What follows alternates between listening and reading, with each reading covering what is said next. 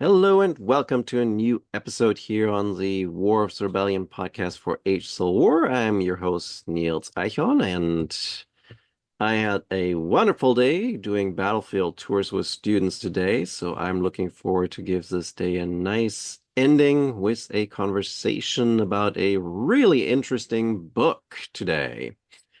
And I just realized I didn't ask how to pronounce my guest's last name. It's Zacek. Zacek. All right. I am joined by Natalie Zacek from the UK in Manchester, where she is a professor of history, and she has a PhD from Johns Hopkins University. So she is American background, but she came to the UK to teach American history, Caribbean history, I think, too, because her first book was settler societies in the English Leeward Islands, 1670 to 1776, which is also a prize-winning book because it got the Gladstone Prize. I assume that's 19th century Gladstone, right? Um, I believe it is. It's a prize given by the Royal Historical Society of the UK for the first book by someone in the UK academic community that isn't exclusively on the history of Britain. So they give it. Okay, I cool. assume it's named for former Prime Minister Gladstone, but I honestly, it's not the William Gladstone Prize, it's just Gladstone. Yeah, well, you don't need his first name everywhere. But we're not going to talk about that today. We're going to talk about Thoroughbred Nation, making America at the racetrack, 1791 to 1900. I will admit, I kind of was the first when I saw the book and I was like, ooh, it's a 19th century title. I was not sure what to expect from it, and I really enjoyed it. Thank you. So I have to say that was a very different perspective to take. I am really curious the way you constructed it. So, first thing I always like to ask my guests is, how did you come to write a book about racing, horse racing? Well, I grew up in Albany, New York. Uh, Okay. And about 20 miles away is the town of Saratoga Springs.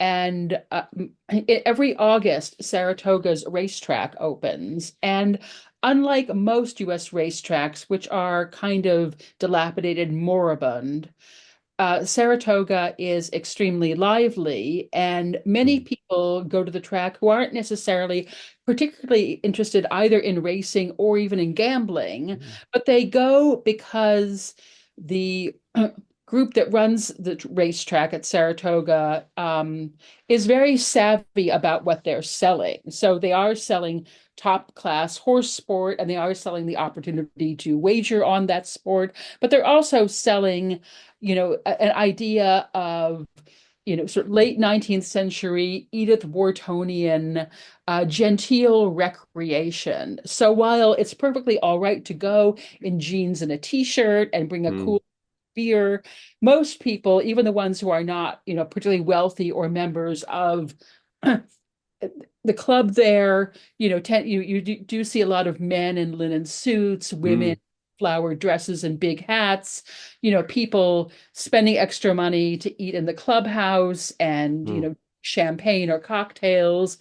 And, it I realized, after thinking about it, that that really is why it has continued to be successful when so many American tracks, particularly in the past 30 years, have shut down or are only running races occasionally.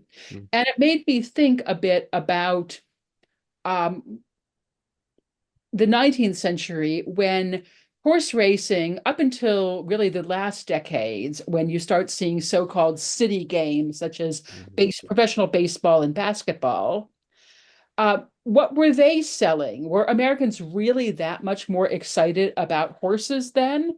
And of course, Americans were engaging with horses much more in their daily lives up to the end of the century, but plenty of people didn't particularly care about Mm. horses. They went because these were important social spaces. They were places in particular where a whole group of local elites, both before and after the Civil War, used racing and the social life around racing as a way to make a statement, either an accurate statement or a wish about what their community was all about compared to others. Right. Now, I have to admit, when you talked about like the way people dress, I was so taken back to I was gosh, I think it was 2008 or 9 maybe. I was down in Southampton at the university, and I took the train. I think it was on a Sunday back to London, and there was an excursion train or something that came through, and all these fancily dressed, beautiful hats, Probably women. Royal Ascot. Yeah. It was beautiful, it was beautiful, but it's sort of like it reminded me exactly of sort of that kind of way of style that you have that you're talking about there at the racetracks. And like Royal Ascot, Saratoga usually attracts a fair number of celebrities. Mm, Um, And so when I grew up, even though my family isn't horsey and none of my friends were, mm, we definitely knew that in Saratoga, in the summer, not only would this normally kind of sleepy Victorian town be full of people, mm, and there would be all the people who are very excited about racing, but there also would be various famous people, and then our local newspaper would have all these pictures, not just of the winning horses and jockeys or the horse owners, but also of, people who were very dressed up, some of whom were mm, celebrities. And Mary Lou Whitney, of the New York Whitney family, who were some of the founders of Saratoga Track in the 1890s.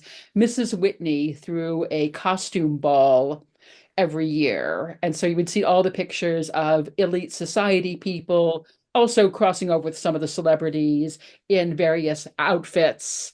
And on the one hand, you could laugh at, some of them look pretty ridiculous, but mm, actually raised a lot of money, mostly for the racetrack workers who tended to be Black and Latino and who mm, don't earn a lot of money and are at risk of various injuries. mm, So there was a sense not only of this elite socializing, mm, and we don't really see costume balls in the US anymore, but Mrs. Whitney had them until she died about 15 years ago, and I think else has taken them over. But the idea that on the one hand this is glamorous, hyper mm, elite socializing, but at the same time, there's a relationship between the community and the racetrack. mm. Yeah, no, it's wow. And I have to look that up. That sounds really fascinating to I see some love of those pictures. you Sometimes it would be, fairy tales. Sometimes it would Mm, be, Versailles. They had all of these themes, and because she did it for decades, so she always had to come up with new themes. cool, And cool. people took the costume bit very seriously, especially because they knew media would be there. I mean, even in a pre-social media era, you would see those pictures.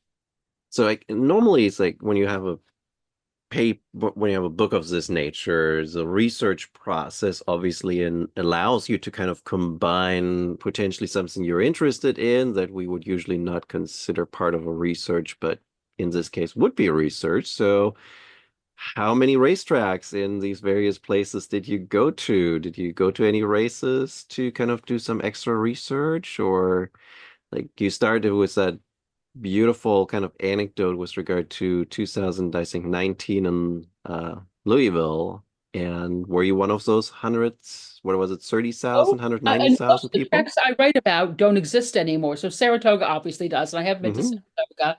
I've been to the Kentucky Derby Museum, and I have been to the track, but not when they were running a race. Okay. And I never actually went to the Preakness Stakes at Pimlico, even though I was living in Baltimore Hmm. for my graduate work. And I actually, for reasons maybe we'll discuss later, don't like modern horse racing at all. I don't think it's Okay. proper sport.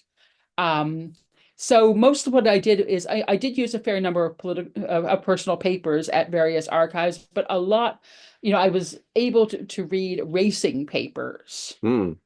And particularly in the pre-Civil War era, there were two major sporting papers, and they had editors and writers, but they also took, there were, if you lived in Natchez, Mississippi, and went to the turf there, you would just write an account and send it off either under your own name or an amusing fake name, Hmm. so that people, around the US could read about what was going on at your track. So there really is the idea of, Hmm. a fellowship of people, mostly, though not exclusively men. Hmm. And obviously they're interested in whatever track they can go to, but they also want to know what's going on at other tracks that they might never visit. And they also get accounts of racing in Britain, Hmm.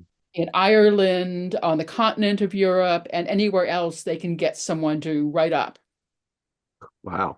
There's very much a sense of turf men who might be men who Hmm. actually own or train horses, or they might just be guys that like racing. Right. Yeah. But are Sure. very much so it tended towards the upper middle classes, but I'm sure Mhm. there were some less elite people who liked to wager and who, would read these papers if they could get them. Yeah. That's and it is a sad reality, I guess, on some levels that so many of the tracks that you do talk about aren't anymore, or kind of like I think Baltimore is the one that you talk extensively in the introduction about, of how it's like it's dated, it's in dire need of repair, and you like history has to make way for modern comforts. And, racing, I mean, people get excited about the big events like the Kentucky Derby. Hmm. But if you just want to bet, you starting in the 1970s, you could do off-track betting. So you didn't Hmm. actually physically go there. And, most people don't grow up with horse racing. And, they're just, I mean, even in the pre-internet era, there were just so many other things that people could do and so many other sports that you could watch live or on television. And, horse racing, if to really know racing, I mean, you really have to know a lot. If you really want to engage with it, you have to know a lot about, horse anatomy and about how to Hmm. pace a horse. But, if you really want to be someone that knows, then you do have to do a lot about pedigrees and heritage. It's quite a high bar to reach in terms of really being Hmm. able to engage with it. And because the races are so quick now, Hmm. the average race is over in a few minutes. If you go to the toilet at the wrong time, you miss the whole thing. Hmm. So if you neither know a great deal about the history of racing, nor are you a gambler, there isn't really that much to see outside of the Hmm. really carnivalesque events like the Kentucky Derby. Right. A lot of people go either to dress up and socialize in a fancy way or just to get really drunk in the infield. It's Kentucky, right? A lot of possibilities there.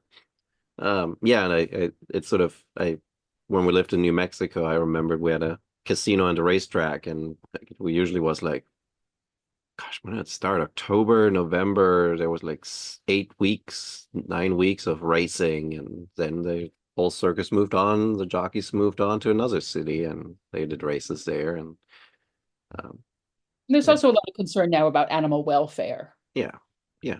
So I think a lot of people dislike racing because they feel that, it's just not, Hmm.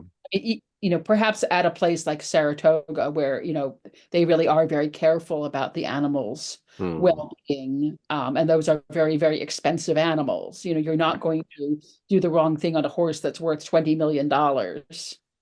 Hmm. Uh, but, a lot of the smaller tracks, they aren't necessarily able to provide for the horse's well-being. And a lot of people just feel that it's inherently, a cruel sport.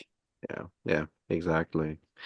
So, but back to your book, I kind of enjoyed how you structured this, because you kind of did a chronological approach, but through different places in different times. So did you kind of come to this naturally, or did it take you a little while to kind of figure out this is the right framework? How did you go about that? It took me a long time of thinking about it. And I realized that it was a case of follow the money. I knew I Mm, would starting with Virginia because, even today, Virginians, love the image of their antecedents as cavaliers, and mhm, they really want to have bragging rights about this is where, high-end horse racing mm, started in the United States long before the American Revolution. mm, Um, and then and they kind of struggle with South Carolina. And again, this is coastal Virginia, coastal South Carolina, the places that really think of themselves as the aristocratic parts mhm, of America. And then moving, with population and money, and particularly, in the chapters that are antebellum, by the time of the Civil War, Virginia is really kind of spent. Even mhm, early in the 19th century. I mean, it still has this reputation as, the first lasting English colonial settlement. It still has a lot of prestige, but it's no longer the mother of presidents. It loses mhm, population.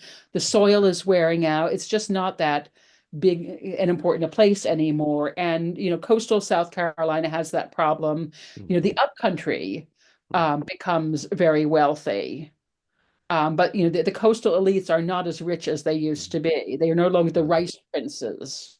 It's the cotton snobs that live towards the western part of the state that actually have the money. mhm, And then, but then seeing, how racing moved with the money. So it moved into Natchez mhm, because that part of Mississippi was unbelievably wealthy before the Civil War. I mean, the wealth was concentrated in only a few hands, but the richest Americans in mhm, 1861 live in and around Natchez. The people who were millionaires in 1861 dollars, which means they would be billionaires today, mhm, are a small number of cotton planters, the so-called Natchez nabobs. mhm, And they take up horse racing. And, it also goes to New Orleans after the so-called Americans take over, when New Orleans is no longer French, because the French don't seem to have a great deal of interest in horse racing, either in France or in its colonies at that mhm, time. But, New Orleans really promotes itself even before the Civil War as a tourist fantasia that, if you're from New York or you're from Paris, you can come to New Orleans, and, what happens in New Orleans stays in New Orleans. You can do business, you can buy art, but you can also, mhm, you can buy sex from, glamorous, expensive sex workers. You can eat incredibly mhm, rich food. You can be drunk in public and no one will judge you that harshly. And you can mhm, go to a very fancy racetrack. mhm, But then all of this comes to a screeching halt with the outbreak of the Civil War. mhm, And none of these tracks bounces back after the war. I mean, there is still horse racing, for example, in New Orleans, but it's a completely new mhm, foundation after the war. So where does the money go? The money is based around New York City mhm, and New York City's summer colony at Saratoga. So the people who lead racing are no longer, the Southern plantation mhm, gentry. They are now new money in New York, people who make money from speculation, or were enriched during the Civil War, often through government contracts. And on the one hand, they feel pretty confident because they are very, very rich. But they also feel a bit awkward because their money is brand new. And while they don't feel embarrassed in front of Virginia aristocrats because they think I could buy and sell this person a thousand times over, but in New York, they do feel a bit uncomfortable around the so-called Knickerbockers, mhm, old New York society. mhm, And so to show that they aren't just, rich new people with no manners, that they are cultured and glamorous, they take up horse racing, but the kind of horse racing they take up isn't really a variant of the pre-Civil War South. It's very English influenced. mhm, Because to them, aristocracy is not a South Carolinian with a burned down plantation. It is, you know, someone, from the literal mhm. aristocracy, Yeah. mostly of England. Okay. No, and go ahead. Sorry. And then finally, I look at Kentucky because, is Kentucky the South? We could debate that for a long time. But Kentucky, before the Civil War, has outstanding horse breeding, all the best horses, Hmm. other than a small number that are uh, imported from Britain. The best horses are Kentuckian bred horses. But Kentucky racing is not really very high standard. And people from out of state do not go to Kentucky races. But because Kentucky did not suffer the kind of damage that the other racing capitals of the South did, when they decide, it's really a bunch of civic boosters who think, we want to be an important city. And part of being an important city is attracting a lot of tourists. Well, what can we do that we have that attracts tourists? Well, we could have racing. But a man named Meriwether Lewis Clark who is a city father of uh, Louisville, is sent off to London for a year to learn how the English do racing and to bring those practices back. But at the same time, you know, rather weirdly, as Nina Silver has discussed in her book, The Romance of Reunion, even just a decade Hmm. after the Civil War, there are a lot of Northerners, including men who had fought in the Union Army, who are actually very charmed by the South, now that it's no longer seen as threatening in economic or Hmm. military terms. So, people actually want to go and live out this, moonlight and magnolias fantasy as tourists. So even though Louisville is actually a booming modern city Hmm. that, in some sense, is pretty much an adjunct of Ohio across the river. It was never, as devoted to plantation agriculture as much of the South was. But the city boosters decide that what's going to make their racetrack really appealing and get people to travel long distances is let's sell them a mythology of the Old South, of the Kentucky Colonel, of the faithful black servant, of the mint julep, and the garland of roses around the winter's neck, and singing my old Kentucky home, a Stephen Foster song that is actually ventriloquized through the enslaved. So that's where we end up with new style racing, popularized in Britain and taken up by New Yorkers, but being given this kind of scrim of Old South gentility to be sold to tourists. So that's where I end. That was like a mic drop, end of the book. And my original plan, although I didn't really do it, was that I was going to end when um, Leonard Jerome Jr., the cousin of, no, I'm sorry, he's the uncle of Winston Churchill, Oh. because Winston Churchill's mother was Jenny Jerome from Brooklyn, New Hmm. York. And Jenny was the daughter of Leonard Jerome Sr., a big financier who was very active in racing. And Leonard Jerome Jr. Starts a racetrack in the early 20th century on Long Island. And he buys the gate posts that had stood since the 1790s at the Charleston racetrack and were an important symbol to racing people. And Right. after the Civil War, the Charlestonians try to revive the racetrack, but they don't have the money, they don't have the horses, and they decide that rather than limping on pathetically, they're going to do the right thing and pull the plug. Hmm. But Mr. Jerome asks to buy the gateposts to stand at the entrance to his new track, and the executors of the Charleston Jockey Club say, "You cannot buy them from us, we will give them to you." So here's this moment of transit from the old South world of racing to this new 20th century world. But it's interesting, I think, both that Jerome, this New Yorker, who probably had never been to South Carolina, and certainly had never been before the war because he was a small child, thinks it's very important to get these gates. Hmm. And the last thing that the Charleston Jockey Club can say, yes, we will let you have the gates, but it's not like you're buying them from us because we're pathetic and poor. We are giving them to you because we think you will be a good custodian of them. Well, I suppose the track didn't doesn't exist anymore, so No. So I don't know where the gates are now. They may still be there. oh well, okay, that there's something good then still at least.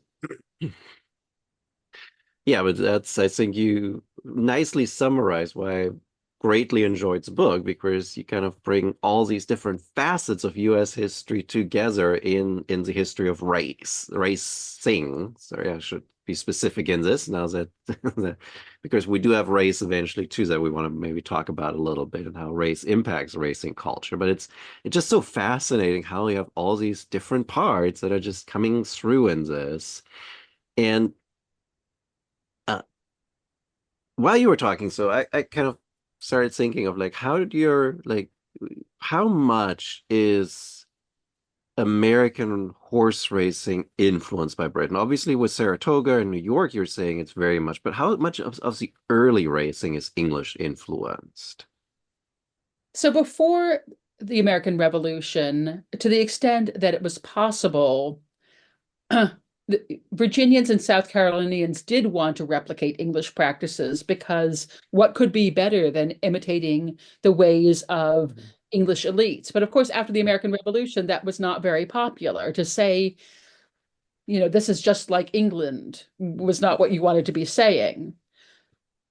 So there really is a change, not just in terms of, talking about England, but uh, by the beginning of the 19th century, the English tracks had switched to the kind of races we see today, the short dash, where it's only one heat and the horses run a mile, perhaps a mile and a half. Whereas American racing up to just before the Civil War does something very different. It has these races which usually have three heats. So you have to run three times to win. And each of the sub races is a 2.5 miles. Ooh. So a horse that can run fast over a mile course versus a horse that can run three times over one that's at least 2 miles, those are Mm, different kinds of horses. right.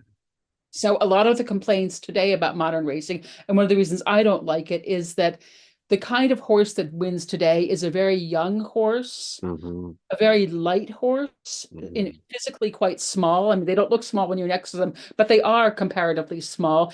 right. And one reason that horses wear out fast is that they're not really full grown. And, Mhm, so many of them snap a limb and have to be shot trackside. uh they're overbred because you could mhm, be a thoroughbred if you come from one of three foundation sires.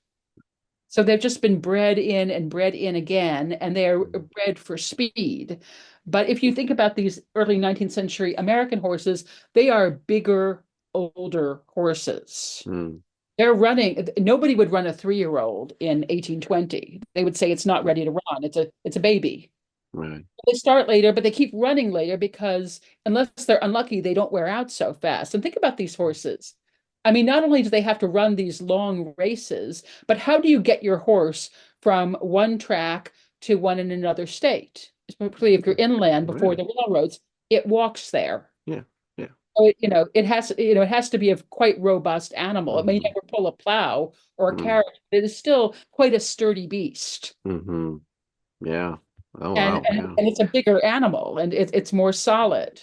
Um, so the idea, of course, you wanted a fast horse because the way you win races is by get Mm, running the fastest. But the ideal American horse before in the 19th century up to the Civil War is a horse that is the right blend of speed and what they then called bottom. mm, That horse has bottom was a great compliment. That meant it has stamina. mm, There were sprinters and stayers, and the English mhm. like sprinters, but the Americans like stayers. Okay. And they felt that, they called it 2.25 miles was the noble distance. And the idea was that, any horse, if it's, the right kind of horse, and if you spur it and whip it, can run fast. But, a really splendid horse is a horse that can pace itself and its Mm, jockey can So it's much more of a test of man and animal. And I actually quite believe that. Yeah. Not only because it is a lot healthier for the horse, Hmm. but also it really if you don't just go out of the gate sprinting because you're only going to go a mile, you have to think about, especially if you have to have three races in the same day. How do you pace Pacing. the horse? How do you restore the Yeah. horse between the races so it can get out there and run again? Yeah. Oh, yeah. I was thinking like reference to like modern athletes, right? If you've been a gymnast since five and then you win your gold medal at like 18, yeah, by 2021, you're used up. Your body can't handle it anymore. It's Yeah, well, actually, it's encouraging that at least American women gymnasts now do tend to be they go on longer and they have more solid muscled bodies. hmm They're not these little wraiths that they used to be. And so you have someone like Simone Biles, who what is she like 26 or 27, and she's still a world champion. And although she's about would come up to about my elbow, I mean she's a wall of muscle. Yeah. Yeah. It doesn't look like, she has little arms that are going to break. Same for the horses. I mean, I think, Yeah. and I think Secretariat maybe was the great um outsider on that because, even though he could run extremely fast and he did, I think he Mhm. could have been a stayer. Mm. Not because he was a very big horse. Hmm. When he was autopsied, apparently his heart was literally 3 times as large as a normal horse heart. So he actually was a kind of perfect aerobic machine. And you see him, if you ever watch a video of him, you'll see that, when he finishes the race, he wants to keep going. And his rider wants to really pull back to say, no, we're all finished. He's like, I could go another time. So I think it really was, much more exciting kind of racing. That almost reminds me of my dog. You walk 2 miles with him and he's like, well, we can go another two. And like, no, I'm down. I'm tired. But that kind of leads sort of naturally almost, like, even though he's fairly late in the book, I feel like to Richard Tenbrook, right? Because he's that New Orleans figure to kind of revolutionize and change the racing touch, but he goes to the UK and comes back and he felt like he appeared in a couple different places in your book, but he felt like sort of the one of the people that helps with that sort of transitioning, that transatlantic bridging of the sport. Richard Tenbrook is definitely my favorite person that I've written about. Like me, he's from Albany, New York. Oh. He's from an old bourgeois Dutch family that had been in Mhm. the US a long time, even when he's born in the 1820s. He goes to West Point, but he gets kicked out in his first year for fighting with one of his instructors. His Okay. family are pretty disgusted. So he lights out for the territories. He becomes a Mississippi riverboat gambler. And he makes a lot of money. But he decides, that's a young man's game, but you don't want to spend your whole life on these boats, having to sleep on top of your valise of money so someone doesn't steal it from you. And he's interested in horse racing, so he kind of does an apprenticeship with my other favorite guy, Colonel William Johnson. Colonel William is, the Virginia planter, and he is really, Mr. American Turf in the Jacksonian era. So Ten Broek, this Dutch Yankee, you know, basically follows Johnson around all the Southern tracks and learns all that Johnson knows about breeding and training and racing horses. And then Ten Broek decides, all right, it's time for me to do my own thing. So he goes to New Orleans and he sets up the Metairie Racetrack, which is you can actually still see the outline. It's now a cemetery. It's near the airport in New Orleans on the highway between the city and the airport. That was fascinating, by the way.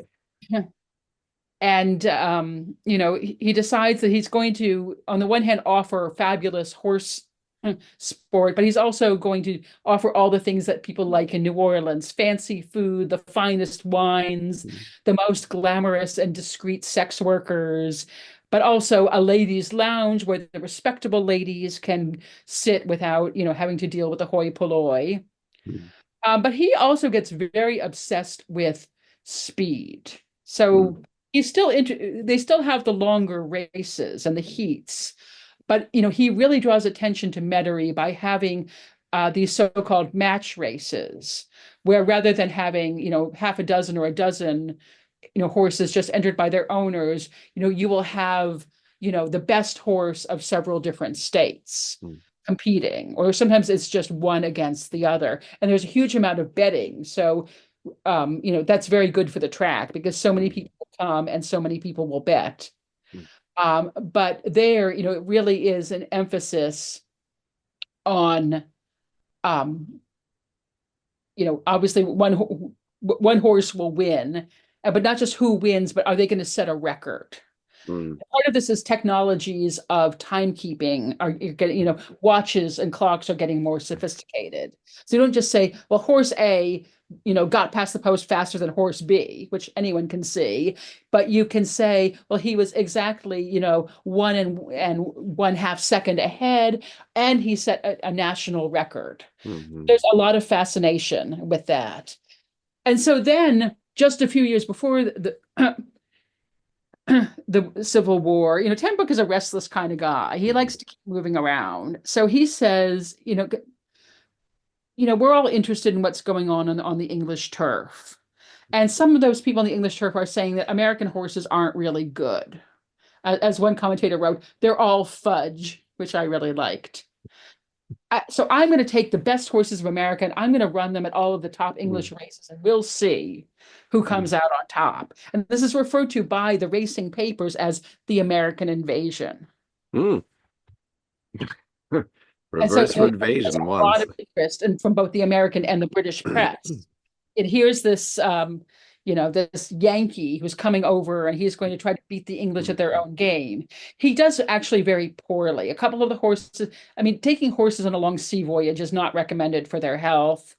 So some of them are sick, one dies, and they don't do tremendously well on the track. There's even a rumor that Ten Brook is betting on them to lose. That's not necessarily substantiated. And then he kind of gets stuck there because the Civil War breaks out. So Mhm, there's not going to be any racing in Metairie. And while he could take a boat for New York, he doesn't see any reason to do mhm, so. But he does hang out with, the racing fancy of England likes him a lot. One mhm, commentator said he's this sort of shrewd, dry American that we read about, in novels. So, he's actually very popular. He's mhm, quite a clubbable guy, and his Americanness is actually seen as quite charming and different. And people they like the fact that he knows a lot about horses, and he mhm, and he seems quite willing to learn. So, he does come back. He does become an advisor to some of these rich post-Civil War New Yorkers mhm, who set up breeding and racing stations. And in his later life, he ends up out in Southern California at the Santa Anita track, mhm, because racing is just making its way out all the way to the West. And he dies, I think, in his 80s in California. He's out of money, and he's seen as someone who's kind of outlived his time. He's an interesting historical relic. And he's surrounded by his old racing trophies, mhm. although he does get buried in the cemetery at Louisville. His second wife was from Kentucky. But he is quite a fascinating guy. I mean, because he really tells the whole story of 19th century American racing from when it was still a very vernacular Southern sport, into this world of British racing and then post-Civil War American sport. Yeah. Well, and I like Sadly, no personal papers that I've ever been able to discover. And there are hardly even any images of him, considering he was a pretty famous person. Oh, wow, that sucks. Quite a fascinating guy. Yeah, no, maybe somebody can find it for you. Some Yeah, maybe genealogist said maybe X. Ten Brook. Next time I go back to Albany, I mean, Ten Brook is a Yeah. very name there. There's a Ten Brook mansion from the 18th century that you get taken to when you're a small child on your school field trips. So maybe there may be some Ten Brooks around, and maybe they have some papers. Yeah, well, that would be fun. You sound like a really fun character to write a biography Apparently, he about. also was known. I mean, he was apparently a very, friendly and likable man. Yeah. But apparently he had these icy blue eyes, and if you were playing cards Mm. against him, The total poker face. And that he was I don't think he was accused. I mean, as far as I know, he was, an honest gambler. He wasn't a cheat, but Yeah. he was a wicked man with a pack of cards, made a lot of money. And so he's definitely a guy that, was born high and but likes to go between, Right. the heights and depths of the Yeah. social. He can be socializing with British aristocrats at the London Jockey Club. Mhm. But he also enjoyed going up and down the Mississippi on these riverboats and getting up to all sorts of stuff. Yeah. So quite a Uh, picturesque character. and there were so many things in your answers there that I found as I read through so fascinating that spoke to so many aspects of the book and the racing culture. But I think one of the things that struck me the most, having, as I said earlier, been in New Mexico for 2 years, and there was a racetrack, and we had again the races in town for about 8 to 10 weeks, where you say in a number of places, this is just a couple of days a year where this racetrack is actually being used. So that was like, wow, I did not expect that this is just this once a year or twice a year weekend event. So even the really high-end racing, so up to the Civil War, it is the Washington course in Charleston is really considered, maybe it doesn't have the Mm, biggest prizes, but it is really elegant. yeah. You know, And you have some pictures which actually show that really nice. and it is a place where, you could bring grandma and grandma would not be upset by rude people behaving badly. Ladylike women can go there. And it's tied in with the Saint Cecilia Ball and all of these old Mm, Charlestonian elite recreations. And the people of the Charleston Jockey Club are very wealthy men, and they put a lot of their own money into this every mm, year. I mean, it's a year-round racetrack, and they have to keep mm, it up all year. But there's only a few weeks each year, even at its mm, height. I forgot the Latin, but there was a quotation from one of the members in the 19th century that said, we shouldn't have our recreations too often because we would grow bored with them. So if we had racing in Charleston 6 months out of the year, it wouldn't mm, be elite, wouldn't be delightful, and lots of people wouldn't even bother going anymore. But because mm, we only have it a few weeks out of the year, then it's very exciting. mm. Then everybody wants to go. And particularly Race Week in February was the Carnival of the South, as one newspaper called it. So people are going and they are drinking and betting, but it's also a big marriage market for elite Mm. Southerners, or a place where people go because they want to do some business or get Mm, something passed by the legislature.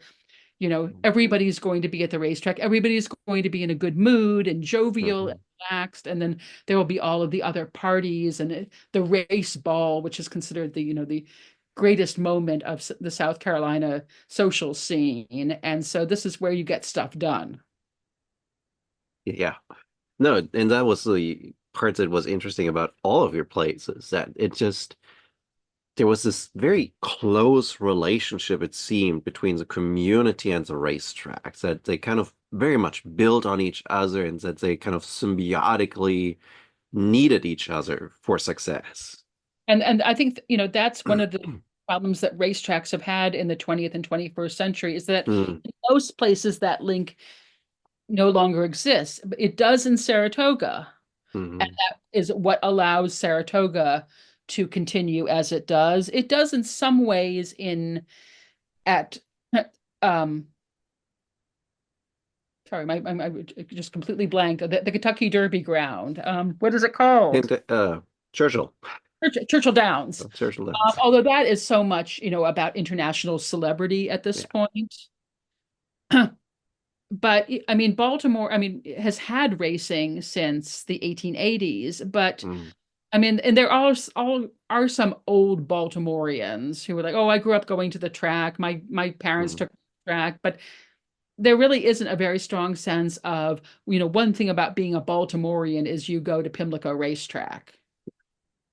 There just is, I mean, people, but it's because the track has gotten very dilapidated because the mm, area in which it's located, some people think is, maybe where you don't want to leave your car parked. mm, That's accurate or not, but it's just not a sort of great Baltimorean thing. Lots of people grow up in Baltimore, and have never been to Pimlico, and their parents didn't go to Pimlico.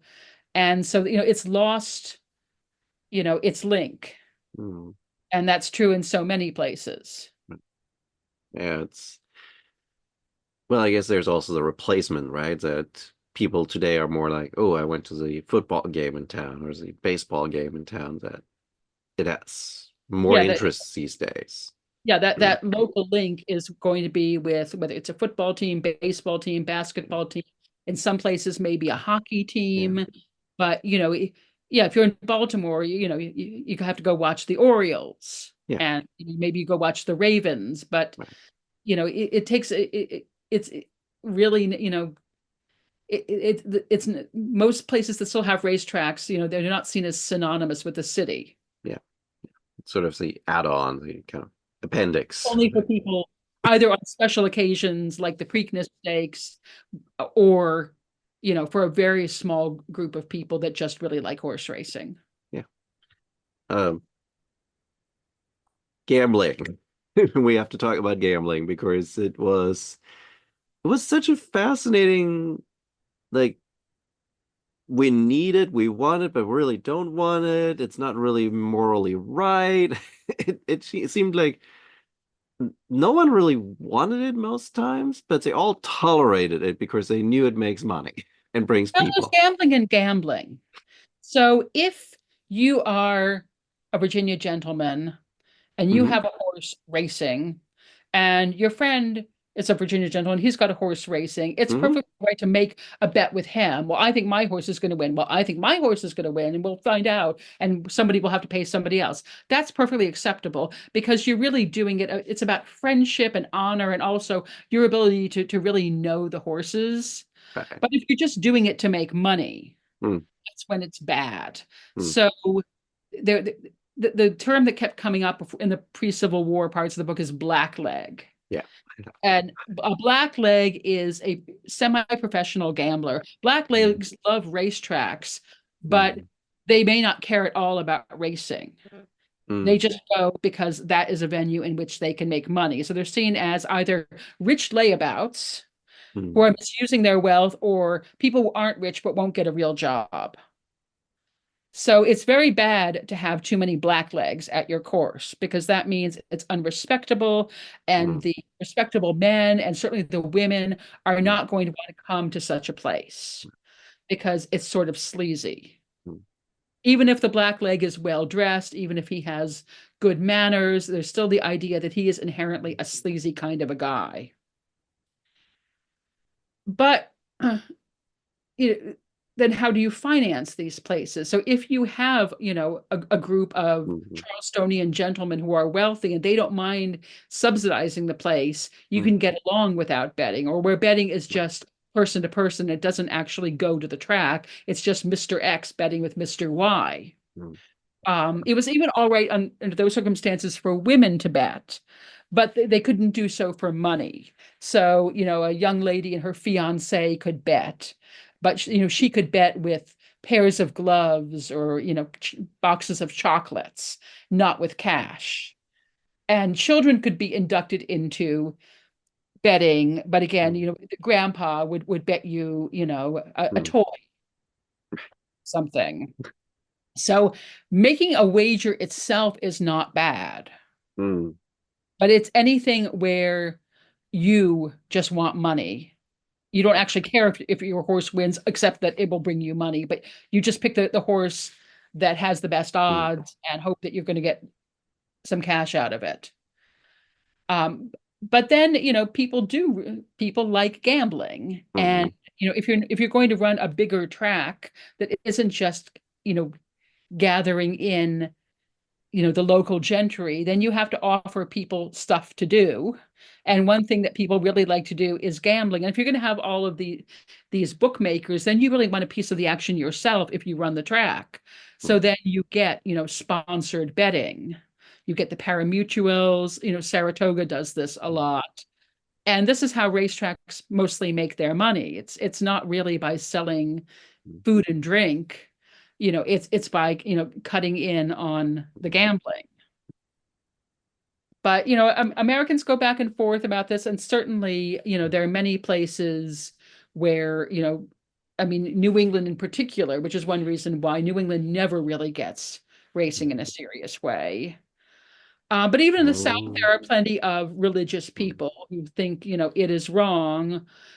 And plenty of people who, I mean, were some old Charlestonians who got very angry when, the winner of a track, or rather of a race, or rather the person who owned the winning horse would get a financial prize for their mm, victory. They said, no, it should be the old way where they just got a silver plate. And yes, in okay. theory, you could sell your silver plate, but of course you wouldn't because you were a gentleman. And you would just have the silver plates on display in your home so people would know what a great turfman you were. But the idea of rewarding success with money was Mm, considered very vulgar, and some people would no mm, longer race their horses in Charleston because they didn't like that practice. So there's this whole pull between the amateur and the professional. mm. And, Americans eventually do decide, actually, we like gambling. Uh, Um, we like face-to-face gambling. Of course, it takes a long Mm, time. But, Americans don't like, I mean, other than in Las Vegas, there are very few places in the US until really the end of the 20th century where you can legally gamble. I mean, you mhm, can have off-track betting, yeah, but having casinos in places that aren't Las Vegas is really late 20th century. So there's still the idea that, okay, you can gamble, but you have to actually go to the place, the real mm, place, and put your money down, not just, sit at home. And then of course we get the internet. But the story of gambling in America is a long and complicated one. yeah, and you're about to go to New Orleans, where it's a Yes. really fascinating gambling culture. And We'll then of see. course we've had the whole thing with Native Americans, Yeah, they have tribes casinos. running casinos, and Mm, now of course you never have to go to a casino at all, or even an off-track betting office. You can just do it all online. yeah, yeah. It's internet has revolutionized everything of how to lose your money. Um, and it it is sort of a you kind of mentioned the terminology, right? Respectability, and that's very often what sort of was what seemed to be at stake in these sort of early racetracks, and especially kind of the individuals who you then attracted, because it was like, so when I have to picture a racetrack at this time, and you kind of said that you have the gender sort of separated in their own stands. So do I have to like imagine like there's a men's stands, there's a women's stands, and then there's sort of like general spectators sitting in the grass, or Yeah. what? So if you How want to do I sit picture in this?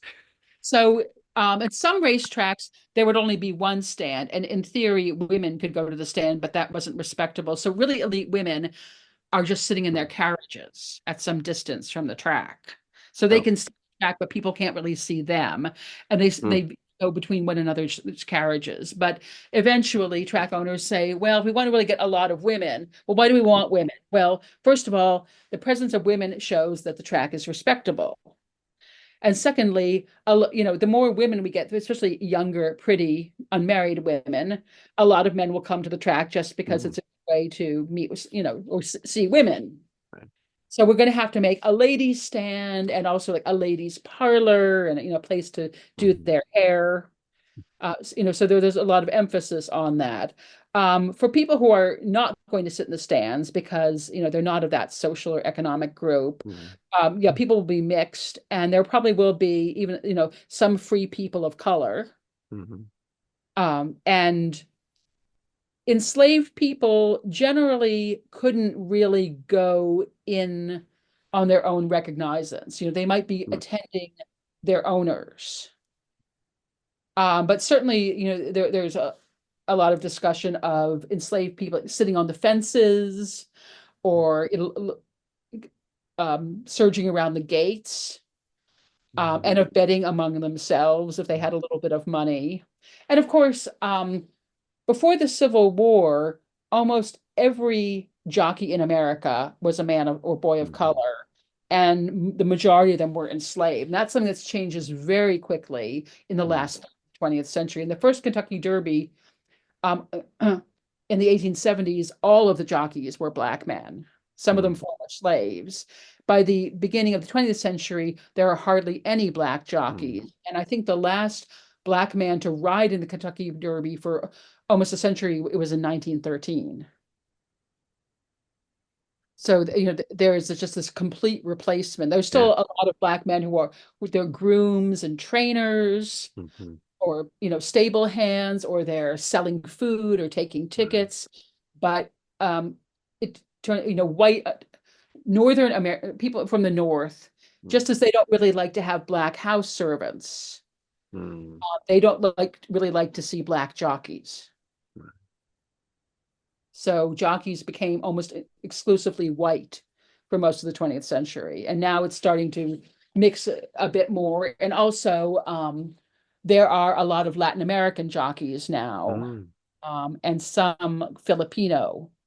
And mm, that has less to do with race and more about the fact that, jockey weights have not gone up very hmm. significantly, but it's very hard to find a boy, a teenage boy or a man that can keep their weight.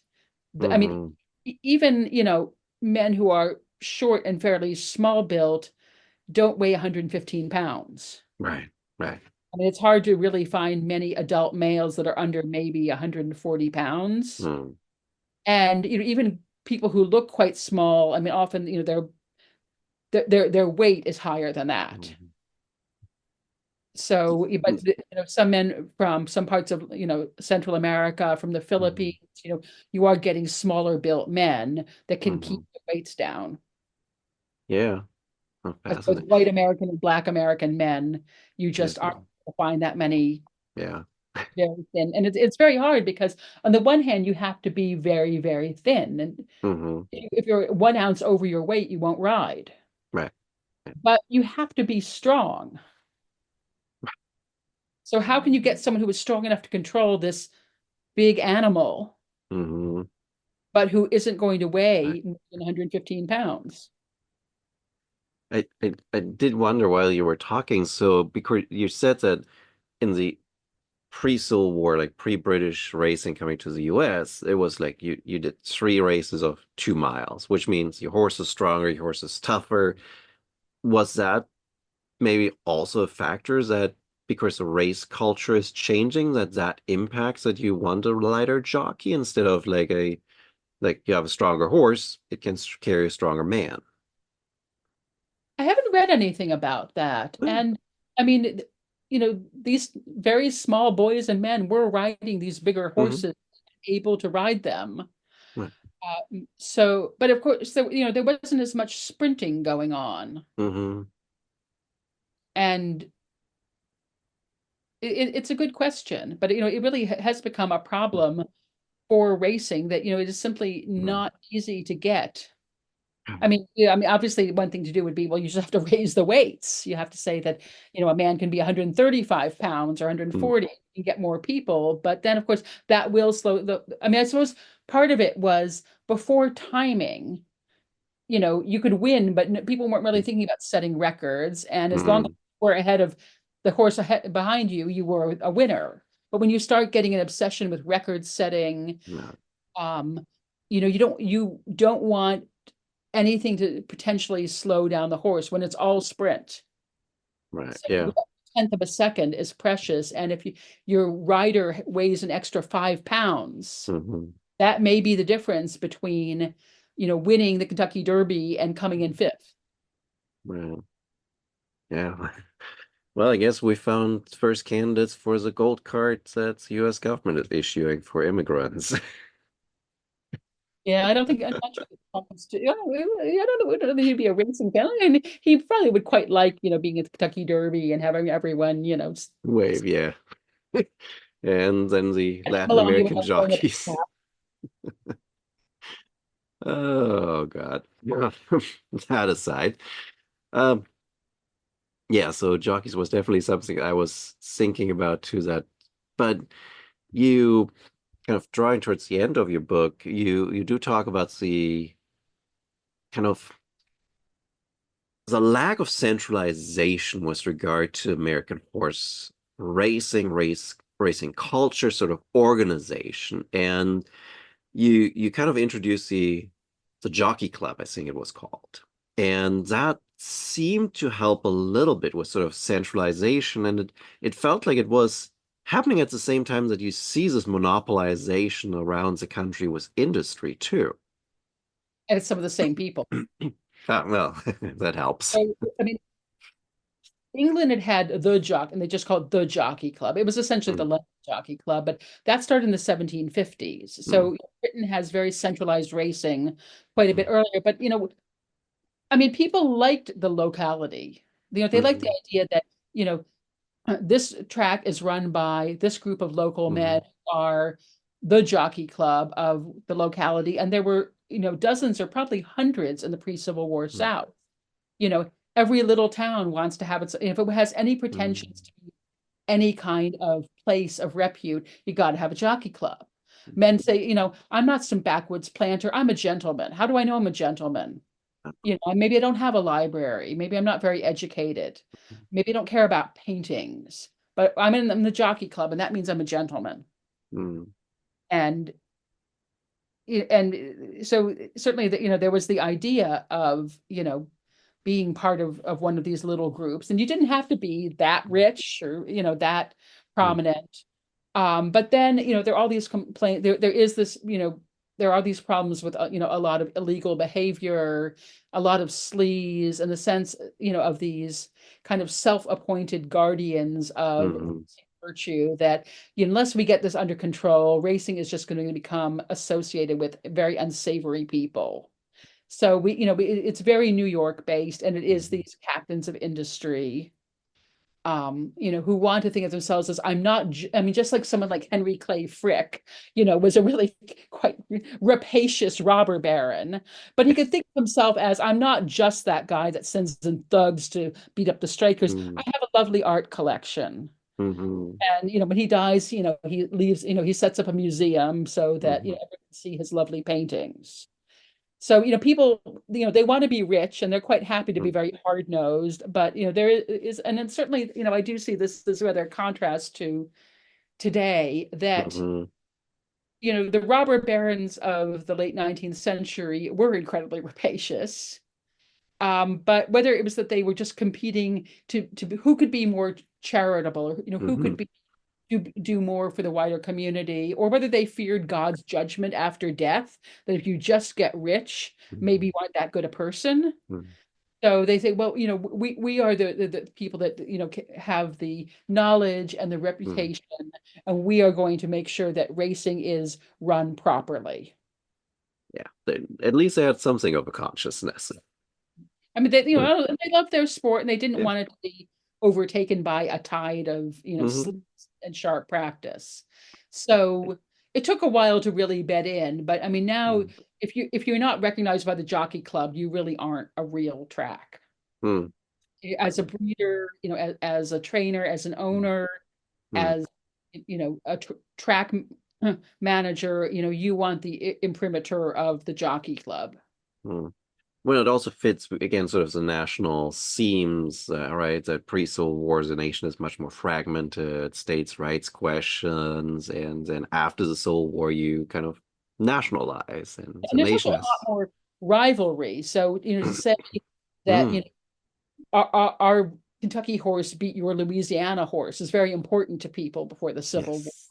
Whereas, afterwards, it's really more, I mean, there are celebrity horses, but people like them because they win a lot or they're Hmm. unusual in some way, whether it's Seabiscuit or Secretariat or War Admiral or any of the great 20th century Mm, horses. People aren't identifying them with where were they born and where were they bred and who owns them. It really is about that horse is great. right. Yeah. I don't think we've had celebrity horses in a long time. I'm just old enough Mm, to vaguely remember Secretariat mania, and that all mm, sorts of people who didn't care at all about horses and had never been to a race were talking about Secretariat all the time. And, was he mm, going to win all three races in the Triple Crown? And wasn't he incredible? mm. Yeah, it And feels like most. where everybody knew about him and everybody, Mm, you could buy Secretariat t-shirts and and even in a pre-social media world, mm, unless you were living under a rock in America, you had heard of Secretariat. Yeah. Well, I wonder if it's sort of like because the you mentioned earlier that the kind of treatment of horses is so much worse these days that maybe that sort of impacts it. You just don't have a run anymore that lasts long enough for you to Yeah, kind of I think make it for there's this years. cynicism and this also more of an awareness of doping Yeah. and and thinking, are these horses actually having a very good time? Mm, yeah. I suppose in the same way that we've gotten, cynical about, the way we used to really, revere, anyone who was in the Olympics. Yeah. And now we're singing doping immediately, right? Like, We wonder about, what's really going on. And, we still do, venerate, Simone Biles or Michael Phelps or, a few, yeah. of the really outstanding ones, the Hmm. ones that, yeah, I don't But think there's been a horse that has caught Americans' fancy. And in mm, Secretariat, that's almost 50 years ago. yeah. Ooh, time But for a good horse to rise. but if you, I mean, but if you're ever having a bad day, I recommend going on YouTube and watching him at the Belmont Stakes. Oh, okay. It's really remarkable. He and his jockey were very good at pacing, so he doesn't come out front for a while. He's just in the middle, and then he's slowly moving up, and then he's kind of neck and neck for a bit with a horse called Sham, who any other year would have been a champion, but poor Sham was always overshadowed by Secretariat. So, but again, Secretary does not seem like he's in any kind of a hurry. He's like just kind of riding around here. We're cool. Hmm. And then he makes his move and he pulls out and he's a length ahead and then he's about 3 lengths ahead. And then the camera crew has to keep pulling back so they can keep Secretariat in shot with all the other horses. He is basically running his own race. He gets so far out, and meanwhile, the crowd is going completely mad because they know they're seeing something very unusual. The sportscaster is also kind of melting down. He screams, "He's running like a tremendous machine!" And when I think he beats the others by, is it 26 lengths? I mean, it's just crazy. That you can barely see the other horses. They're completely in another race. And Secretary, he gets through the post and he's like, I can keep going. Want to keep going? And his rider's like, no, no, I'm pulling you up. And people just are completely melting down. So And I was they're, like, can I run another race to beat them a second time? yeah, you feel like I could catch them again. But people are just, whether they had any money on Secretary, I don't think it matters. I think they were just like, I have seen something truly Right. historic. And also Yeah. the sense that this horse seems to be running in a rather joyous way. And Hmm. his jockey later said, I never spurred him and I never whipped him. I just sat on him and didn't get in his way. I didn't have to do anything. I never had to convince Hmm. him he wanted to run. He just ran. Yeah. And I Well, tried not to fall off. that would be bad. That It would would be be really bad. bad. Yeah, no, that's what you want, right? You want a horse that enjoys it rather than being forced to it. Um, so towards the end now, Yeah. Churchill Downs. We do have to talk about that lost cause nostalgia, Confederate heaven. You already mentioned it a little bit, but it just it feels like so out of place selling a mythology. Well, especially because antebellum Kentucky, I mean, it did have slavery, it did have Yeah, yeah, plantations, but not to the same extent as most of the former yeah. Confederate states. But the people of Louisville were just good at figuring out, what do people want? What's going to get people in here? Why do they want to come here? And I do find it very weird that so many men who had personally been in the Union Army and were very happy to defeat the Confederacy, but even 10 years later, Yeah. um, I forgot what the famous phrase is, captive Greece it's captor captured or something like that. So Hmm. whether it's men in the Union Army who remain in the South, as part of the military occupation, but who marry Southern belles. And there are a lot of novels about that, but it actually happened as well. Or it's people, rich Northerners who decide that they want to go to some of the Virginia Springs resorts, and which Hmm. because they're really quite shabby and basic as Mm, compared to much fancier places that you can go in the north. But pe people start saying even Saratoga is, oh, the bad kind of people. All those the new money is here, and women mm, who wear diamonds at breakfast, and it's all about extravagance. So we'll go to these rundown resorts where you'll meet the good people of the mhm, South. And Robert E. Lee would go to them in the summer, and all these people, these mm, Northerners wanted to meet Robert E. Lee right, and to sit at his dinner table. So there really is this sense. On the one hand, they don't regret mm, their they don't regret emancipation, but they do have this sense that, well, the North is very noisy and commercial and urban, mm, and that's good because it's wealthy and prosperous. But you know, maybe we did, maybe there is some charm to the Southern lifestyle. And white Southerners are very good at selling that to white Northerners. I mhm, mean, I'd say they're still doing it today. yeah. Yeah. Well, when you say that, it's like it's in 1870s, 1880s where they're doing it. Like it would make perfect sense, like 1930s after Gone with the Wind, right? Of like Yeah, and it does selling get it after more such a intense, blockbuster. starting around the 1910s. It really is a full-on, let's sell those tourists the old South in any way we can. But even in the 1890s, there's a very popular series of books by a woman called Annie Fellows Johnston, who nobody reads today. But she wrote all of these books, um, particularly about the little colonel, who was actually a girl. She was played by, they were made into movies with Shirley Temple in the 1930s, but the books were older. And her Mm, books sold all over the country. And it basically was about a little girl whose mother was Southern, her father was from the North. And I think her mother was a widow. And so she takes the little girl from New York and they move to Grandpa's old plantation. mm, And, Grandpa at first is very crusty because, he hated the girl's northern father, but he really falls in love with his granddaughter. mm, And she loves living in the South. mm, And, these were popular everywhere. I mm, mean, and that's why Shirley Temple mm, was set to star in them because, so many people had read these novels. mm, And, famously, it's where Shirley Temple dances with Bojangles Robinson. And this was very controversial mm, because even though she's about 9 years old, she's dancing with a black man. And at mm, one point, they dance holding hands. mm, But in the novels, he was obviously he was no longer enslaved, but he was the faithful black retainer to the old colonel, mm, mm, and mm. now looking after the granddaughter, and people just lap that stuff up.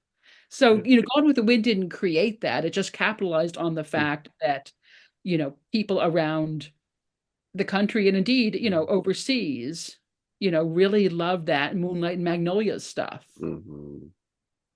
No, I certainly right. Like I'm not sure how it's in Britain, but I know in Germany it's still like plantation tours and Gone with the Wind are still like huge to kind of think Yeah, and about like Oxford the and old Cambridge South. until I think the 80s or 90s. I mean, they have these balls and they have themes, and sometimes the theme was, Southern belles and beaux, or Mm, that kind of thing. And it is very popular. So all the mm, stuff with singing My Old Kentucky Home and drinking the mint julep and wearing not mm, antebellum costumes per se, yeah. but men in their seersucker suits and women with the big hats and the flowered dresses, and the fact that you know I mean, most of the clientele are white. Most of the people who make your drink or serve your food are black, and obviously they are paid employees and choosing that work, and they probably make a lot of money in tips on a race day. But there is just this sort of